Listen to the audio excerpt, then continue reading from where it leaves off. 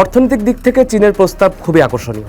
বিডার হিসাব অনুযায়ী 2019 থেকে 24 সালে বেসরকারি বিনিয়োগে চীন সৌদি আরবের পরেই দ্বিতীয় বৃহত্তম উৎস ছিল, আর 2025 সালে নিট এফডিআইতে চীন দ্বিতীয় বৃহত্তম উৎসে পরিণত হয়, যা মোট প্রবাহের 18%-এরও বেশি।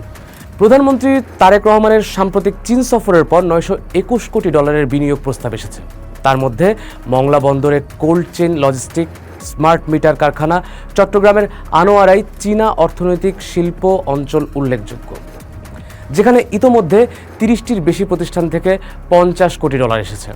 তিস্তা নদীর সমন্বিত ব্যবস্থাপনা প্রকল্পের জন্য চীনের কাছে $6,500 কোটি ঋণ চাওয়া হয়েছে, যেখানে পাওয়ার চায়না ইতোমধ্যেই সম্ভাব্যতা সমীক্ষা সম্পন্ন করেছে।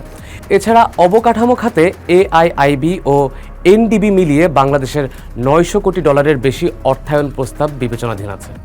ভারতীয় ঋণের তুলনায় চীনা প্রকল্পে দ্রুত অনুমোদন ও কম শর্তের সুযোগ থাকে বলে ঢাকার নীতি নির্ধারকরা মনে করেন।